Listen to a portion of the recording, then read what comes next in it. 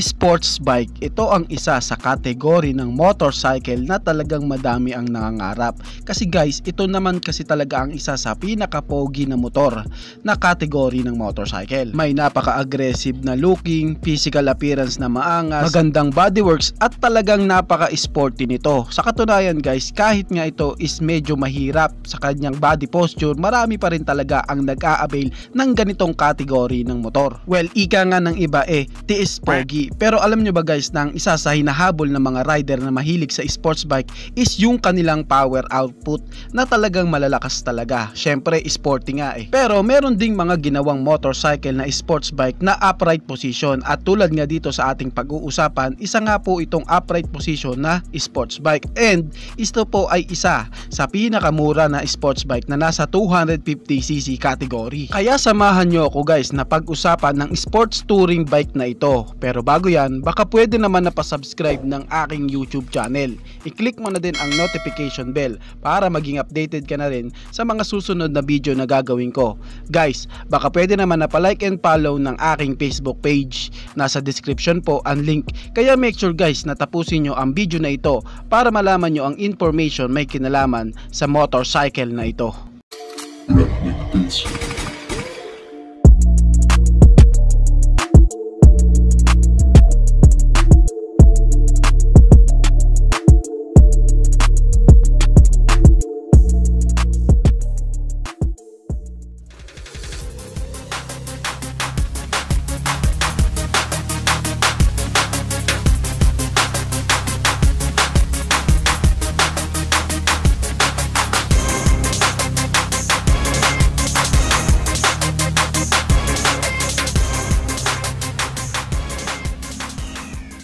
Today, ito nga pala yung Sigma natin. Kung mapapansin nyo, medyo higang-higa na re-reviewin lang natin to konti kung ano yung mga nagustuhan ko. So yun guys, number 1 nga pala na nagustuhan ko dito sa motor na to, yung kanyang power, nagustuhan ko yung power ng motor na to kasi alam naman natin, pag ang Sigma ay all stock, parang hirap yung power gawa sa bigat ng motor na to. And nga pala to, version 1. So yung version 1 talaga, mga mabibigat na Sigma yon na nailabas ni Rusi. So ako dito, in-upgrade natin konti yung makina ng Sigma natin, So medyo lang may binago kami dito, konti lang naman.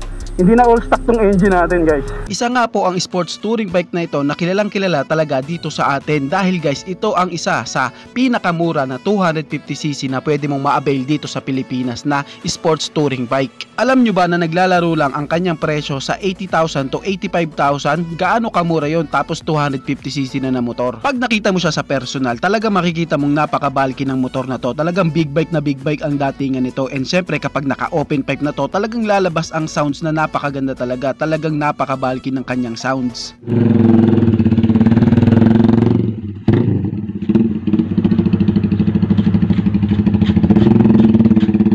Ang Sigma 250 guys is nagmula po sa brand na Lonsin sa China. Ito nga guys ay isa pong China bike. Pero guys hindi rin ito basta-basta. Talagang may kalidad talaga ang kanyang makina. Ang 250cc sports touring bike na ito guys is meron pong dry weight na 125 kg. And ito nga is naka single cylinder, 4-stroke and siya po is naka single overhead cam with 2 big bulbs. Yes po, hindi po siya naka 4 bulbs or naka twin parallel cylinder. Siya po is naka single cylinder lamang. Kaya pagdating sa kanyang power output guys, medyo mababa talaga compare sa ibang 250cc ng ibang brand. Pero syempre guys, mauunawaan natin yan kasi nga isa ito sa pinakamura na 250cc na sports touring bike. Kaya ito nga ang kanyang power output lang na kayang ibigay. Meron nga siyang maximum power na 17.7 HP at 8,500 RPM and meron naman siyang maximum torque na 17.20 Nm of torque at 6,000 RPM.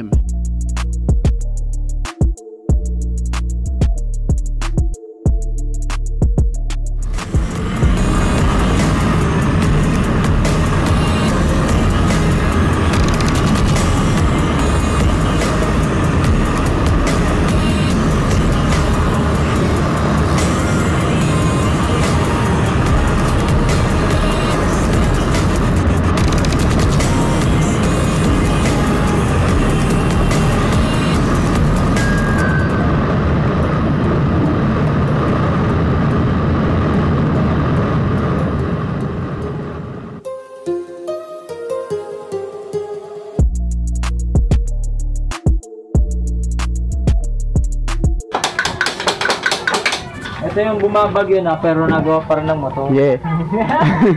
ano, lalagay natin sprocket dito, master? 42, 15. 428 428. dito sa engine sprocket. Ang 15. hindi, anong pwede dito? Supremo. Supremo siya sa likod barako. Barako, sa likod barako. Supremo. Supremo. Ang ilalagay natin, 15T. 15 feet lang. Tapos, 40. 42, 428. May arangkada, may dulo. May speed, may torque. For more torque siya. Kaya ginawa kong ganito. Kasi, yun nga, may power na kasi yung engine natin. So kailangan hindi lang puro top speed kasi mawawalan tayo ng torque. Kaya ang ginawa namin sa sprocket combination is for torque pa rin. Kaya kapansin-pansin talaga guys sa power output na yan na makikita nating mas malakas pa ang mga 150cc ng ibang brand. Pero syempre kung i-compare naman natin ang presyo ng mga yon sa Sigma 250cc ni Rusi, tsak talaga na ang layo ng diferensya. Talagang napakamura ng sports touring bike na ito. Kung nakukulangan ka sa power output ng Sigma 250cc, meron namang paraan dyan guys. Syempre pwede tayong mag-upgrade sa kanyang ibang parts katulad na lang ng Racing CDI, Radium Spark Plug, Apido Ignition Coil, 32mm carb type or 30mm carb type, pwede rin yun guys. Pwede ka ding maglagay ng racing clutch spring, magpagaan ng timbang sa Sigma 250 katulad ng pagpa-open pipe, no, kasi isa ang stock pipe ni Sigma na nagpapabigat sa kanya. Pwede mo ding paltan siya ng high speed sprocket combination katulad ng 1542-428 size. Yan lang ang ilan na paraan guys para madagdagan ng power ang Sigma 250cc. Pero ganun pa man, kahit all stock lang siya guys, talagang mai-enjoy mo at bibigyan kanya ng malakas na torque. Meron kasi siyang 17.20 Nm of torque at 6,000 RPM. Kaya talagang hindi ka mabibitin sa sports touring bike na ito sa ganitong performance. And syempre, pwede talaga siya sa beginner. Katulad po sa senaryo ng aking Sigma 250cc guys, ito nga po ay may konting upgrade na nga po. At ang aking Sigma 250cc guys ay umaabot po ng 80 kph ang second gear nito.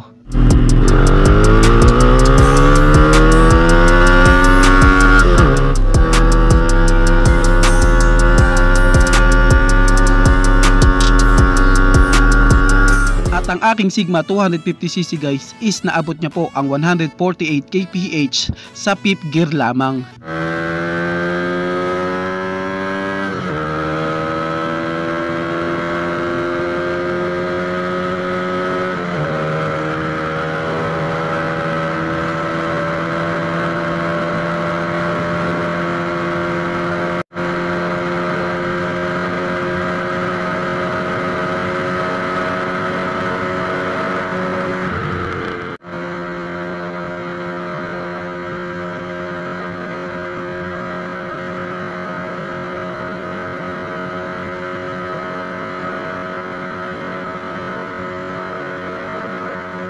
Pinaltan natin to ng crankcase nga pala guys.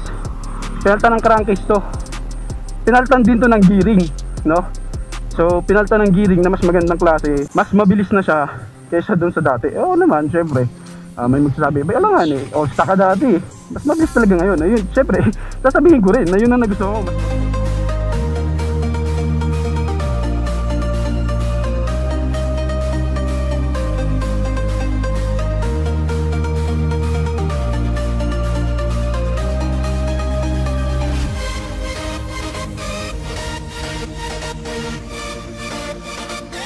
Kaya para sa akin guys, sulit na sulit talaga ang Sigma 250cc nung nagkaroon nga ako nito. Talagang na-enjoy ko ang motorcycle nito at talagang hindi ako nabitin. Meron ng mga konting upgrades pero talagang sulit na sulit ito. Ma-enjoy mo siya sa bangkingan kasi meron siyang sukat na gulong na 110/70/17 sa unahan at 140/70/17 naman sa likuran. May katamtaman na taas na ground clearance na 180mm o 7.1 inches. And merong wheelbase na 1,335mm o 52.6 inches. Syempre ito nga ang isa sa nagustuhan ko sa Sigma 250cc, yung kanyang suspension. Kasi guys, sa kanyang suspension sa unahan nga, ito nga guys is naka-inverted fork na and naka-monoshock naman sa likuran na talagang napakagandang gamitin lalo na sa mga malalalim na kurbada. Braking system na makakaasa ka talagang may magandang stopping power kasi same na po sila na naka-disc brake harap and likuran. At dahil nga sa sports touring bike ito guys, medyo upright position nga ang kanyang handlebar at meron nga siyang seat height na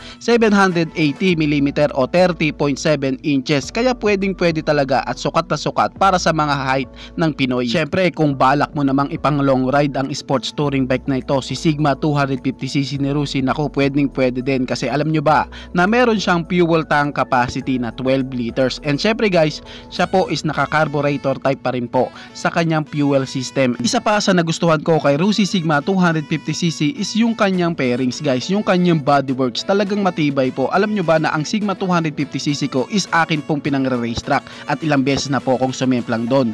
Crack lang at hindi po talaga basag na basag ang pairings nito. Yun talaga ang isa sa mapagmamalaki ko sa Sigma 250cc, yung kanyang pairings na may matibay na gawa. Sa physical appearance guys, halos same nga o ka-look-alike niya si Suzuki GSX-R 600, lalo na sa kanyang headlight part. Ang Sigma 250cc guys is matagal na pong naandito sa Pilipinas. Marami na rin po sa ating mga kababayan na nakapag-avail ng motorcycle na ito. And sulit na sulit daw. Meron din ako mga kaibigan guys na naka Sigma 250cc at isinasali pa nga nila ito sa endurance, pinangra-ride sa malayuan. Kaya masasabi din talaga na matibay ang motorcycle na ito. Nakadepende na lang yan guys sa rider. Kailangan mo din naman talaga kasing ingatan kahit anong brand pa yan. Ganun pa man, nakatutuwa sa isang rider na ang kanyang presyo is abot kayang motorcycle lang ang kayang makuha, then pwede mo ma-avail ang 250cc na ito, si Rusi Sigma 250cc. Kayo guys, ano ang masasabi nyo sa motor na ito? Paki-comment naman ang inyong reaksyon. Maraming salamat po. Bago matapos ang video na to guys, baka pwede naman napahingi ng isang like mula sa inyo bilang pagsuporta sa ating munting video. Maraming salamat po. So pwede mo na rin i-share para din malaman ng iba nating mga ka-rider. Sa tingin ko guys is dito ko na lamang po tatapusin ang ating vlog. I hope na nag-enjoy kayo sa aking hinandang video para sa inyo. Pinasisigla ko din kayo guys na i-subscribe ang aking YouTube channel. I-click mo na din ang notification bell para maging updated kayo sa mga susunod na i-upload ko. So dito ko na lamang po tatapusin. Maraming salamat po. Ichi boy. Thank you!